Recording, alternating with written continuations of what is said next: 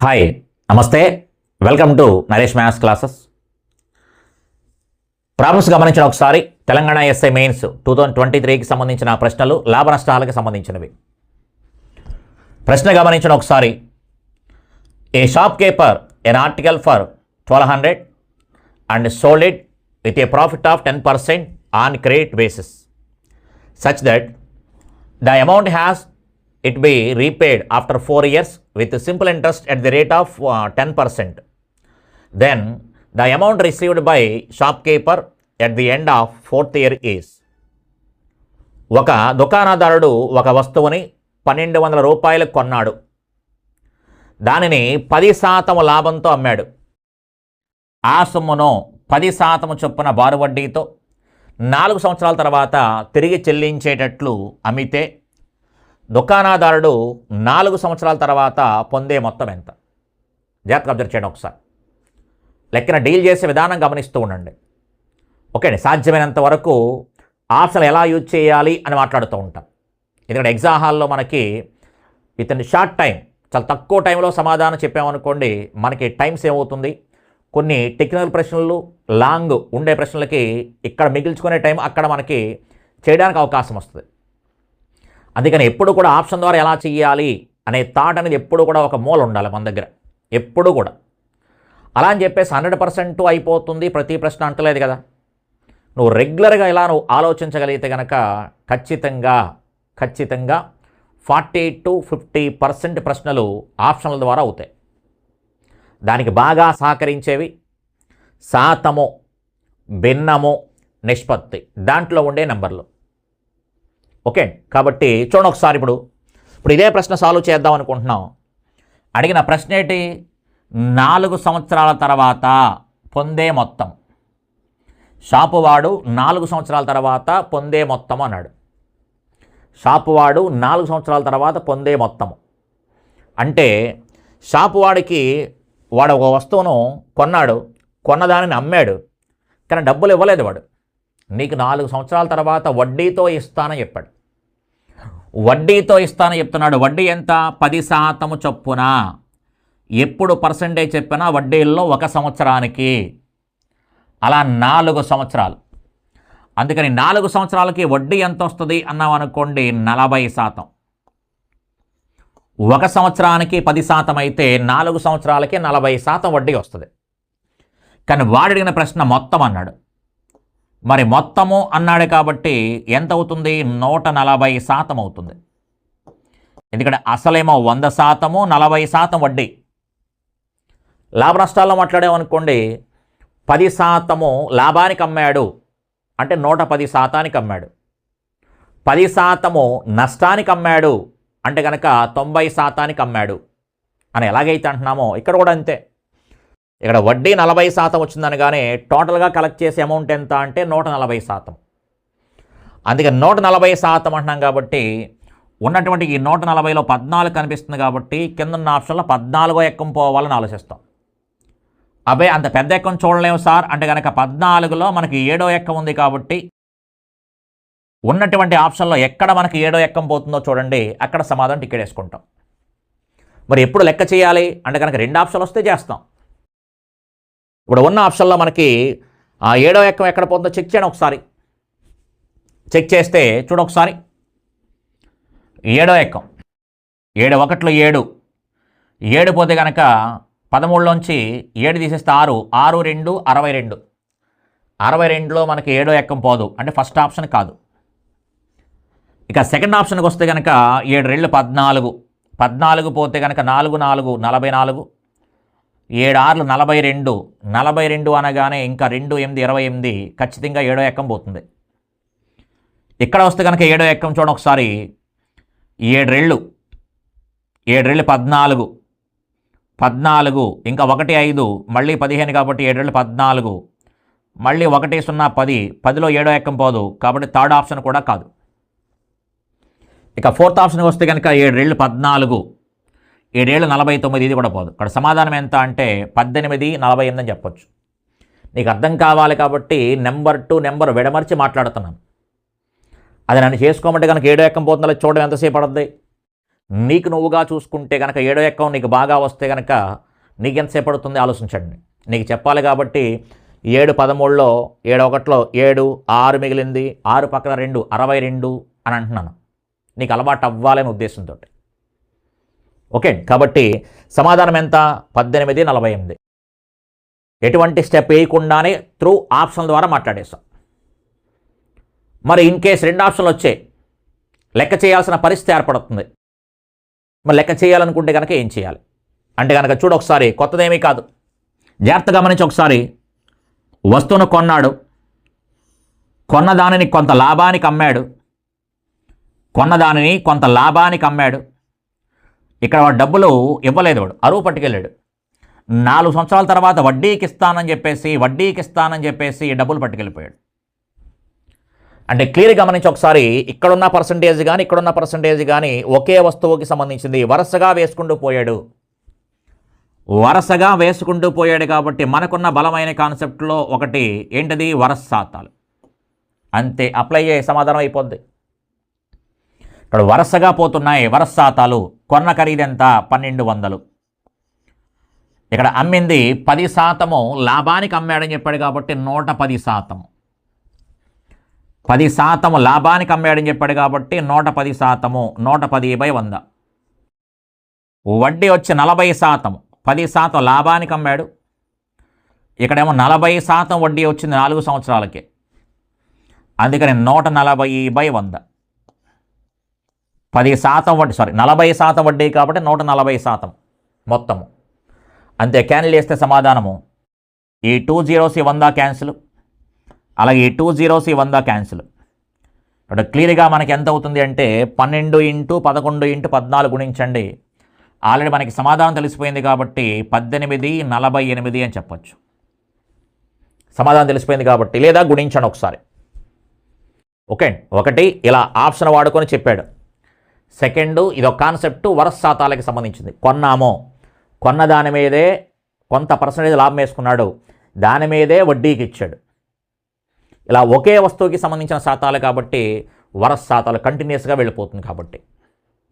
అలాగే ఈ ప్రశ్న కూడా గమనించండి ఒకసారి. A shopkeeper fixed the market price of all his articles 25% more their cost price. He then sold the articles by offering a discount of 10% on the market price. If the cost price of an article is 3000, then selling price of it is. ప్రశ్న జాగ్రత్తగా పట్టుకుంటే కనుక అక్కడతో ప్రశ్న అయిపోతుంది. చూడొకసారి, selling price అడుగుతున్నాడు. Selling price ఇంతకుముందు మొత్తం అన్నాడు, 40% వడ్డీ అన్నాడు కాబట్టి మొత్తం అంటే 140%. కింద ఉన్న ఆప్షన్లో 14 పోవాలని చెప్పాం. 14 చూడలేం కాబట్టి 7 ఎక్కం చూడని చెప్పాం. ఒక దుకాణదారుడు తన వద్ద ఉన్న వస్తువులన్నింటినీ కొన్న వెలపై 25% ఎక్కువ ప్రకటన వెలను నిర్ణయించాడు. ఆ తర్వాత ప్రకటన వెలపై 10% తగ్గింపుతో వస్తువులను విక్రయించాడు. ఆ వస్తువు యొక్క కొన్న వెల 3000 రూపాయలు అయితే అమ్మిన వెల ఎంత అన్నాడు. జాగ్రత్తగా గమనించండి ఒకసారి. అమ్మిన వెల అడిగాడు. ఎప్పుడు అమ్మాడు? ఒక వస్తువు కొన్న దాని మీద ఎక్స్ట్రా వేసుకున్న తర్వాత డిస్కౌంట్ ఇచ్చాను. డిస్కౌంట్ ఎప్పుడు ఇస్తాను? ఎక్స్ట్రా వేసుకున్న తర్వాతే ఇస్తాను. ఇంతకుముందు డైరెక్ట్గా లాభానికి అమ్మేస్తాను. ఎక్స్ట్రాలు గట్రా వేసుకోలేదు. ఎందుకు ఎక్స్ట్రా వేసుకోలేదు? అక్కడ డిస్కౌంట్ ఇవ్వలేదు, డైరెక్ట్ లాభానికి అమ్మేస్తాను అక్కడ గత లెక్కలో. కాబట్టి ఇక్కడ మనకి డిస్కౌంట్ ఇస్తున్నామంటే ముందు ఎక్స్ట్రా వేసుకుంటున్నాము. ఓకే, లెక్క చేద్దాము. ముందు క్యాజువల్గా మాడుకుంటే కనుక అమ్మిన వెల అడిగాడు. అమ్మిన వెల అంటే కనుక క్లియర్గా వాడు చెప్పిన పదం చూడు ఒకసారి. 10% తగ్గింపుతో ఆ వస్తువులను అమ్మాడు. 10% తగ్గింపుతో అమ్మాడు అంటే కనుక ఎంతకు అమ్మినట్టు? 90%కి అమ్మాడు అని అర్థం. 10% తగ్గింపుతో అమ్మాడు అంటే కనుక 90%కి అమ్మాడు. క్లియర్గా 90% అనే దాంట్లో 9 కనిపిస్తుంది అంటే 9వ ఎక్కం చూసుకోవాలి. 9వ ఎక్కం చూసుకోవాలి అంటే కింద ఉన్న ఆప్షన్లో ఎక్కడ మనకి 9వ ఎక్కం పోతే అక్కడ సమాధానం. కింద ఉన్న ఆప్షన్లో ఎక్కడ 9వ ఎక్కం పోతే సమాధానం అవుతుంది. మరి కింద ఉన్న ఆప్షన్ 9వ ఎక్కం పోవడం అంటే ఇంతకుముందు 7తో భాగించినట్టుగా చేయాల్సిన అవసరం లేదు. 9వ ఎక్కం పోవాలి అంటే కనుక కింద ఉన్న ఆప్షన్లో 9వ ఎక్కం పోవాలి అంటే కనుక అంకెలన్నీ కలిపేయాలి. అంకెలన్నీ కలిపేస్తే ఎక్కడ 9 అని వస్తే అక్కడ టికెట్ వేసుకోవచ్చు. 9 యొక్క బాధ్యత సూత్రం ఏంటి ఒక్కసారి రీకాల్ చేసుకోండి. 9 యొక్క బాధ్యత సూత్రం ఏంటి అంటే కనుక అంకెల మొత్తము, అందులో ఉన్న అంకెలన్నీ కలిపేస్తే ఎక్కడ 9 అని వస్తే అది ఖచ్చితంగా 9 చేత భాగించబడుతుంది. అందుకని 9వ ఎక్కను చూడడము అంటే కనుక అర్థం ఏంటి అంటే కనుక అందులో ఉండే అంకెలన్నీ కలిపేస్తే 9 రావాలి. అది 9వ ఎక్కానికి సంబంధించి. అదే 3వ ఎక్కానికి సంబంధించిన అనుకోండి, అంకెలన్నీ కలిపేస్తే 3 కానీ 6 కానీ 9 కానీ రావాలి. 3 కానీ 6 కానీ 9 కానీ రావాలి. కాబట్టి ఇక టోటల్ లైన్ ఎక్కడ వస్తుందో చెక్ చేయడం ఒకసారి. 9వ ఎక్కం పోవడం అంటే టోటల్ లైన్ రావాలి. టోటల్ లైన్ అంటే ముందుగా 9లు పక్కన పెట్టేయండి, కొంచెం కలపడం ఈజీ అవుతుంది. 4, 5 కలిస్తే 9 కాబట్టి పక్కన పెట్టేయండి. 3 + 0 3 వస్తుంది. 3, 6, 9 పక్కన పెట్టేయండి. 3 + 0 3 వస్తుంది. 9 పక్కన పెట్టేయండి. 3, 0, 0 టోటల్ చేస్తే 3 వస్తుంది. ఇది 3, 3, 6, 6, 7, 6, 7, 13, 13, 5, 18, 18 అంటే మళ్ళీ 1, 8, 9. కాబట్టి టోటల్ 9 ఎక్కడ వచ్చింది? ఇక్కడ వచ్చింది. కాబట్టి ఈ 3 సమాధానం కాదు అని చెప్పేయచ్చు. ఈ 3 సమాధానం కాదు. ఆన్సర్ ఎంత అంటే 3375 అని చెప్పొచ్చు. 3375. లెక్క మనకి ఒక స్టెప్ కూడా వేయకుండానే ఏమీ తెలియదు అనుకున్నా సరే సమాధానం చెప్పుకోవచ్చు. అడిగిన ప్రశ్న ఇంపార్టెంట్. పైన ఉన్న మ్యాటర్ ఏమి ఇచ్చినా పట్టించుకోవట్లేదు. అమ్మిన వెల ఎంత అన్నాడు, గత లెక్కలో మొత్తము ఎంత అన్నాడు. కాబట్టి మనం ఏ సమాచారం తీసుకుంటాం అనేది ఇంపార్టెంట్. అక్కడ జాగ్రత్తగా గమనించి ఒకసారి. ఇక్కడ వాడేమంటున్నాడు?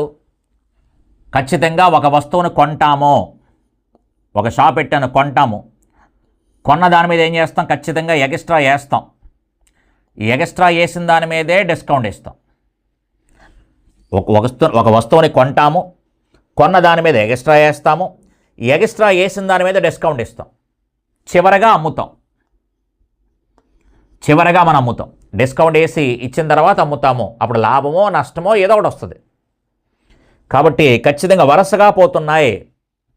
ఒక వస్తువును కొన్నాము, కొన్న దాని మీద ఎక్స్ట్రా, ఆ వేసిన దాని మీదే మళ్ళీ మనకు డిస్కౌంట్. ఇదంతా ఒక వస్తువుకి సంబంధించిందే. అందుకని క్లియర్గా ఇది కూడా మనకి దేనికి సంబంధించింది అంటే వరుస శాతాలకి సంబంధించింది. ఈ లెక్క కూడా వరుస శాతాలకి సంబంధించిందే. గమనించారా ఒకసారి? తెలంగాణ ఎస్ఐ మెయిన్ సంబంధించింది. అంటే ఒకే కాన్సెప్ట్ ప్రశ్నలు. మోడల్స్ ప్రకారం అయితే డిఫరెంట్ మోడల్స్, అది వేరే విషయం. కాన్సెప్ట్ ఒకటే.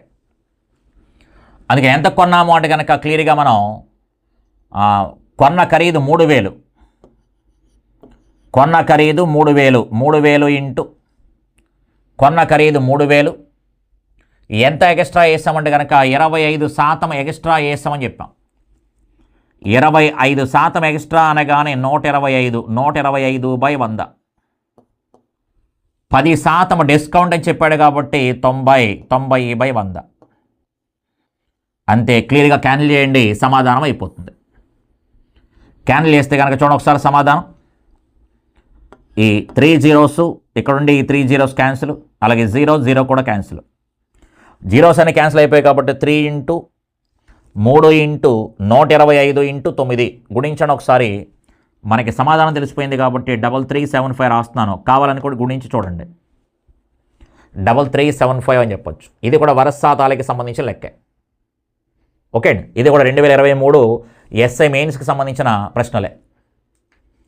అలాగే ఈ ప్రశ్న కూడా గమనించిన ఒకసారి. The market price of N article is 15% more than it's cost price. It is sold to A customer at a discount of 20%, but 5% GST was also charged on discounted price. The customer gave this article to his neighbor for 5796, thereby earning 20% profit. Then the selling price of the article to the customer excluding GST.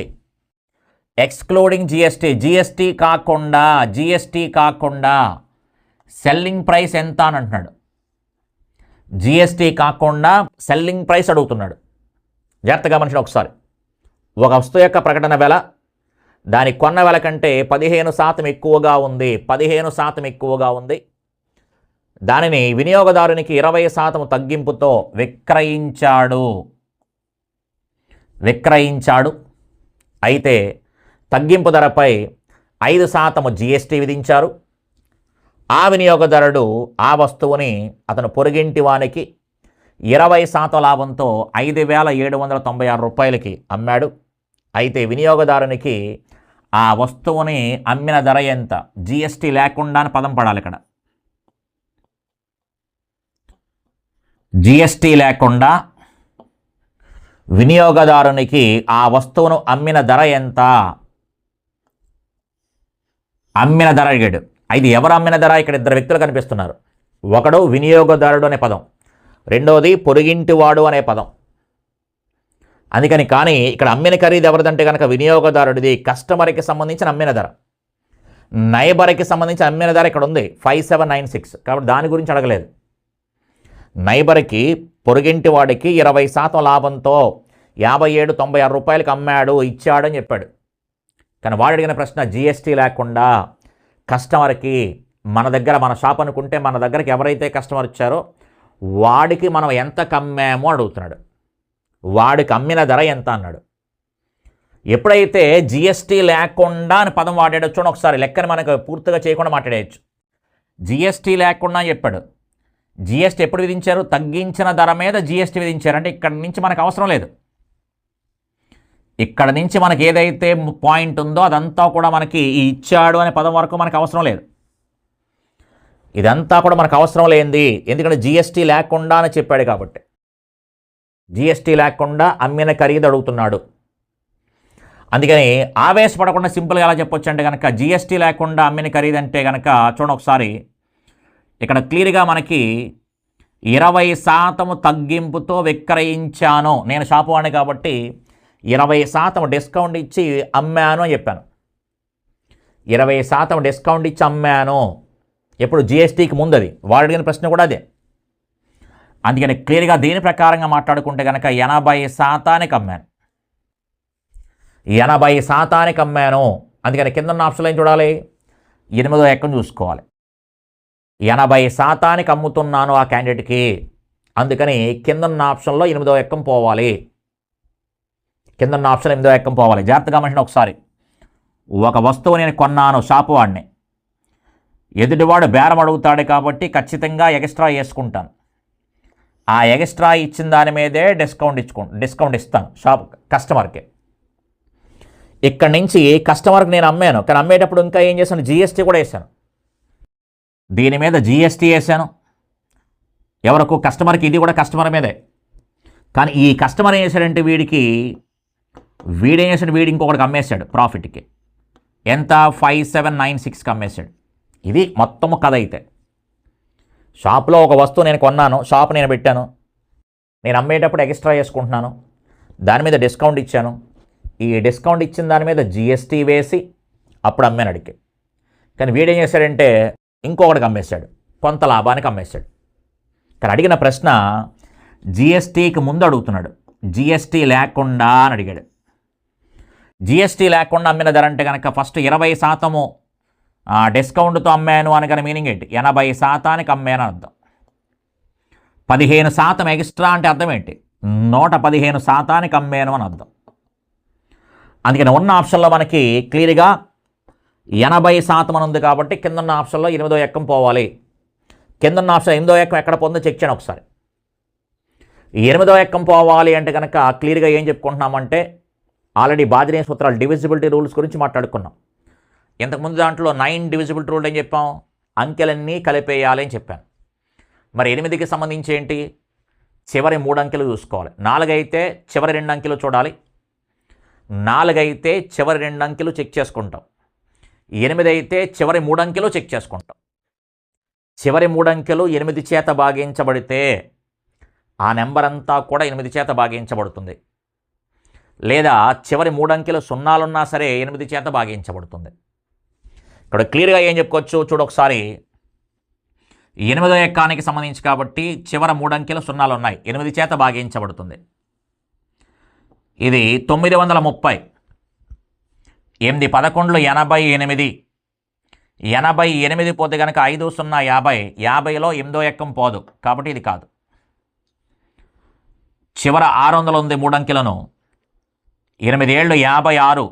56 పోతే 4 0 40. 40లో 8వ ఎక్కం పోతుంది. ఇక్కడ చివరి 3 అంకెలు 830, 8 10లు 80, 30లో 8వ ఎక్కం పోదు కాబట్టి తీసేయచ్చు.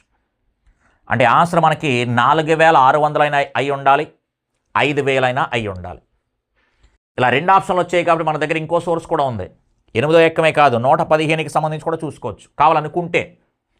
అవసరం లేదనుకుంటే వదిలేయచ్చు, కానీ కావాలి అనుకుంటే కనుక 115లో మనకి 523 ఇది.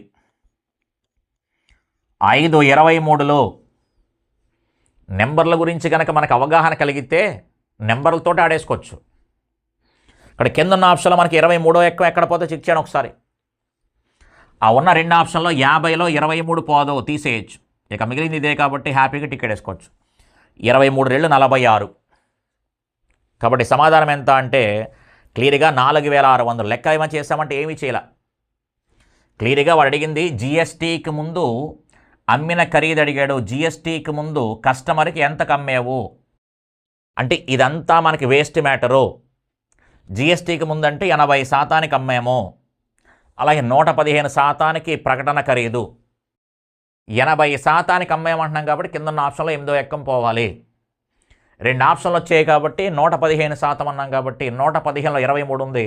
కింద ఉన్న ఆప్షన్ 23వ ఎక్కం పోవాలని ఆలోచించాను. సింగిల్ ఆన్సర్ వచ్చింది, టికెట్ వేసుకుంటాం. ఇలా ఆప్షన్ ద్వారా ప్రతి లెక్కను మనం ఆలోచించగలిగితే పర్సంటేజ్ ఒకటి, భిన్నం ఒకటి, శాతం ఒకటి, ఈ 3 పదాలు ఆప్షన్ వాడుకోవడానికి ఎక్స్ట్రాడినరీగా పనిచేస్తాయి. కాబట్టి జాగ్రత్తగా ఉపయోగించుకునే ప్రయత్నం చేస్తూ ఉండండి. మరి లెక్క చేయాలనుకుంటే పరిస్థితి ఏంటి సార్? లెక్క చేయాలి అనుకుంటే కనుక పరిస్థితి ఏంటి అంటే కనుక చూడు ఒకసారి. ఒక వస్తువును కొన్నాము, కొన్న దాని మీద ఎక్స్ట్రా వేసాం, ఎక్స్ట్రా వేసిన దాని మీద డిస్కౌంట్ ఇచ్చాం, దీని మీద జిఎస్టీ వేసాం. మనం దీని మీద జిఎస్టీ వేసాం. వీడు ఇక్కడ వరకు కస్టమర్, ఇక్కడ వరకు కస్టమర్, ఇక్కడ వీడియో చేసేడు అంటే కనుక ఇంకొకటికి ప్రాఫిట్కి ఎంత కమ్మాడు అంటే కనుక 5796 కమ్మాడు. 5796 కమ్మాడు. క్లియర్గా ఒకదానికి సంబంధించి కొన్నాము, కొన్న దాని మీద ఎక్స్ట్రా వేసాం, ఎక్స్ట్రా వేసిందేమో డిస్కౌంట్ ఇచ్చాం, ఇక్కడ వచ్చిన డబ్బుల మీదే మనం జిఎస్టీ ట్యాక్స్ వేసాం. వాడు కొన్న ఖరీదు మీద కొంత లాభానికి అమ్మాడు. ఇక్కడ కూడా ఏమనిపించింది? వరుసగా పోతున్నాయి. ఇక్కడ కూడా వరుసగా పోతున్నాయి కాబట్టి ఇది కూడా ఏ లెక్క? వరుస శాతాలు. అంటే క్లియర్గా ఆ తెలంగాణ ఎస్ఐ మెయిన్ సంబంధించిన ఎగ్జామ్లో ఒకే కాన్సెప్ట్ మీద 3 ప్రశ్నలు కనిపిస్తున్నాయి. లాభ నష్టాలే 3 లెక్కలు కూడా వరుస శాతాలకి సంబంధించిన లెక్కలు. కానీ మనం అది ఫీల్ అవ్వకుండా ఇదొక రకమైన మోడల్, అదొక రకమైన మోడల్ అనుకుంటూ ఉంటాం. ఒకే రకంగా కదా మాట్లాడుతాం. కొన్నాము, కొన్న దాని మీద ఎక్స్ట్రా వేసాము, ఎక్స్ట్రా వేసిన దాని మీద డిస్కౌంట్ ఇచ్చామంటున్నాం. వరుస శాతాలు. అయితే వాడిన ప్రశ్న క్లియర్గా చూడండి ఒకసారి. జిఎస్టీకి ముందు ఖరీదు అడిగాడు, అంటే ఇక్కడ వరకు ఉన్న ఖరీదు అడుగుతున్నాడు. దీని ముందు ఖరీదు అడుగుతున్నాడు కాబట్టి ఈ ఖరీదు నేను కస్టమర్కి సంబంధించిన ఖరీదు కాబట్టి కస్టమర్ ఇంట్ అని రాశాను. ట్యాక్స్ ఎంత వేసాము? 5% కాబట్టి 105/100. ఈ అమౌంట్ ఎప్పుడుది? ట్యాక్స్ తర్వాతది. అందుకని దానికి సంబంధించిన డబ్బులు కాబట్టి 105/100. దీని ఎంత లాభానికి అమ్మాయంటే కనుక 20% లాభం కాబట్టి 120/100 ఈజ్ ఈక్వల్ టు ఎంత అంటే 5796. జాగ్రత్తగా గమనించండి ఒకసారి. లెక్క చేస్తేనేమో పై పార్ట్ మనకు అవసరం లేదు. ఎందుకంటే డబ్బులు ఇచ్చింది నైబర్కి అమ్మింది 20% తోటి 5796కి. అందుకని ట్యాక్స్ తర్వాత డబ్బులు ఉన్నాయి మనకి లెక్క ఇచ్చినప్పుడు ట్యాక్స్ తర్వాత డబ్బులు ఉన్నాయి. మ్యాటర్ అంతా పట్టించుకుంటే ట్యాక్స్ తర్వాత డబ్బులు ఉన్నాయి కాబట్టి ఆ ట్యాక్స్ దగ్గర నుంచి పట్టించుకున్నాం. డబ్బులు అక్కడ ఉన్నాయి కాబట్టి 5% ట్యాక్స్ వేసి ట్యాక్స్ తర్వాత మళ్ళీ వాడెవడ ఇంకోటికి అమ్మితే 5700కి అమ్మితే ఒక డబ్బులు వచ్చాయి. ట్యాక్స్ తర్వాత డబ్బులు ఇచ్చాడు కాబట్టి ఆ పాయింట్ చేయాల్సి వస్తుంది లెక్క చేస్తే. అదే మనం లెక్క చేయలేదనుకోండి, ఆప్షన్ వాడేసామనుకోండి, ఆ డబ్బులతో పర్లేదు కదా మనకి. ఓకే, కాబట్టి క్లియర్గా కస్టమర్ కొన్న ఖరీదు ఎంత అంటే దీన్ని సాల్వ్ చేస్తే సమాధానం వస్తుంది. జాగ్రత్తగా గమనించి ఒకసారి. 0 క్యాన్సిల్, 5 21, 5 మనకి దీంట్లో 20 సార్లు పోతుంది. ఇంకా ఛాన్స్ ఏముంది అంటే కనుక క్లియర్గా మనకి 4 మనకి దీంట్లో 5 సార్లు పోతుంది, 4 మనకి దీంట్లో 3 సార్లు పోతుంది. ఇంకా ఏమైనా ఛాన్స్ ఉన్నాయేమో చెక్ చేసుకోండి ఒకసారి. 3 అనేది దీంట్లో ఎన్నిసార్లు పోతుంది చూడండి ఒకసారి. 3 అనేది 3 19లో 57, 3 3 3 2. నెక్స్ట్ క్లియర్గా 7వ ఎక్కం చూడండి ఒకసారి. 7 3 21, 7 2 14, 14 పోతే 5 3 53, 7 7 49, 49 పోతే కనుక 4 2 42, 7 6. నెక్స్ట్ 3 అనేది దీంట్లో మనకి 92 సార్లు పోతుంది. కాబట్టి కస్టమర్కి సంబంధించిన ఖరీదు ఎంత అంటే కనుక ఇది 5, ఇదేమో 10, ఇదేమో 92, 450, ఇది 100, 460, పక్కన 0. కాబట్టి సమాధానం ఎంత అంటే 4600 అని చెప్పొచ్చు. సమాధానం ఎంత అంటే 4600 వరుస శాతాలకి సంబంధించింది. అయితే క్లియర్గా వాడు స్టార్టింగ్ కొన్న ఖరీదు అడగలేదు, కస్టమర్కి జిఎస్టీకి ముందు అడిగాడు. జిఎస్టీకి ముందు